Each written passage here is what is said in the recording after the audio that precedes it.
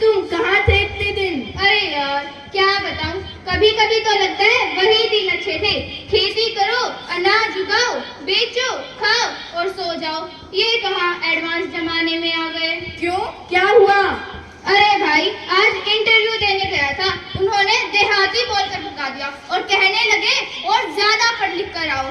अरे हम बोले क्यों भैया, इतने जान में क्या दिक्कत है? तो उन्होंने मुंह पर दरवाजा बंद कर दिया।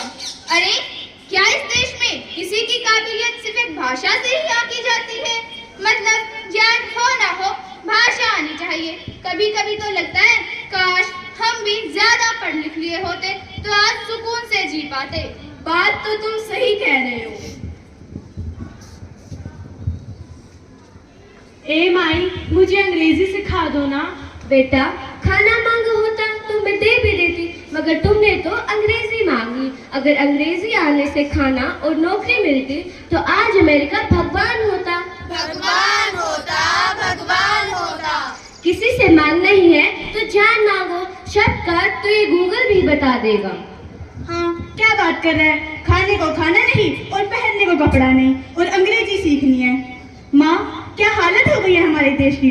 अगर अंग्रेजी देश के विकास के लिए इतना ही ज्यादा जरूरी है तो आज चीन में 70% लोग चीनी बोलते और जापान में 83%। तो ये देश कैसे तरक्की कर गया?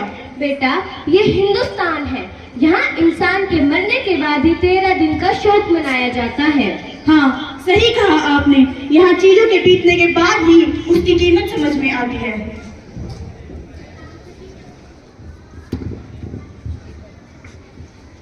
अरे डॉक्टर साहब, आजकल तबीयत ठीक नहीं चल रही। क्यों, क्या हुआ बेटा?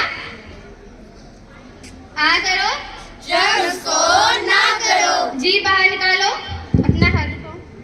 तुम्हारे अंदर तो खून की कमी है। पिछले महीने मैंने सिरप दिया था, पी रहे हो कि नहीं? वो तो बराबर पी रहा हूँ। ठीक है, एक काम करो, तुम चुकंदर खाया करो, खून भी बनेगा और सेहत भी बनी रहेगी। ठीक है डॉक्टर साहब।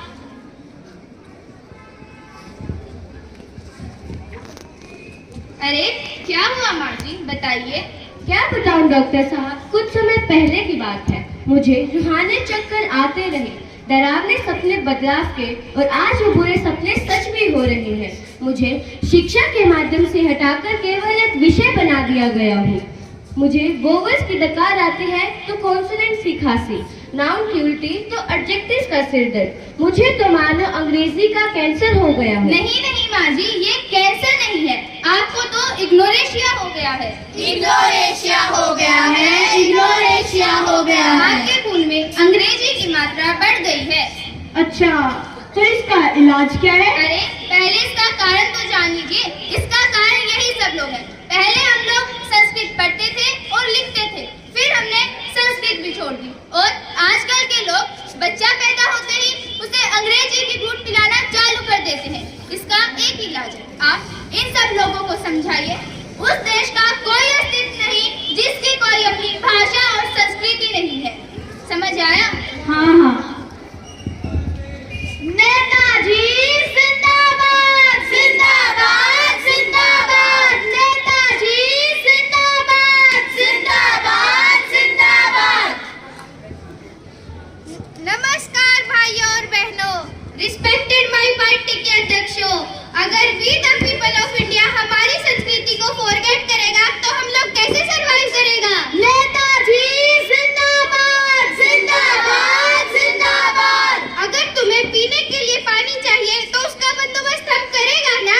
जिंदाबाद, जिंदाबाद। नेताजी जिंदाबाद। इलेक्ट्रिसिटी चाहिए वो भी हम देगा, लेकिन अगर तुम हमारी संस्कृति को भूल जाएगा तो हम क्या करेगा? नेताजी जिंदाबाद, जिंदाबाद, जिंदाबाद। जब हम आउट ऑफ कंट्री जाएगा, अंग्रेजी खाएगा, अंग्रेजी पकाएगा और अपनी हिंदी और संस्कृत को म्यूजियम में सजाएगा। जिंदाबाद, जिंदाबाद। नेताजी जिंदाबाद। अरे ये क्या बात कर रहे हो नेताजी? बात हिंदी की कर रहे हो और संबंधित अंग्रेजी में? इंग्लिश एक इम्पोर्टेंट ग्लोबल लैंग्वेज है। हिंदी को राष्ट्रभाषा नहीं बना सकते क्योंकि उनका लोग जानते नहीं हैं। हिंदी को राष्ट्रभाषा बनाया तो ये साउथ के लोगों के साथ अनफेयर होगा। नेता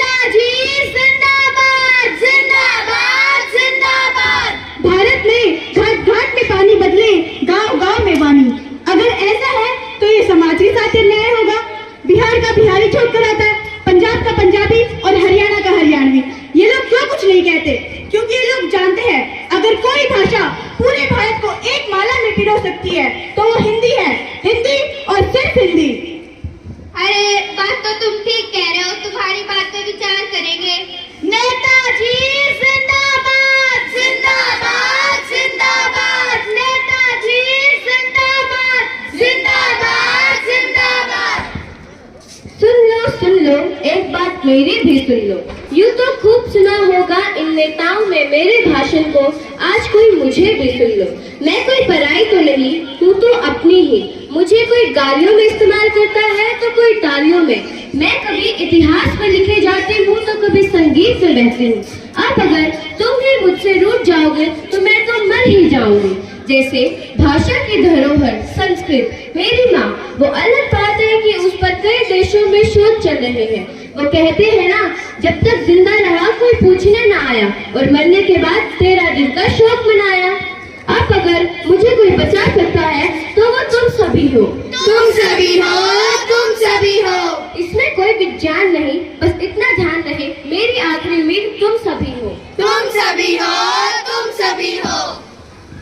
सुनो कहते बात पुरानी, कलयुग में पैर में जूता तो रहेगा जापानी, मगर मुख से छूट जाएगी अपनी ये जुबानी। तो भैया समझ में आया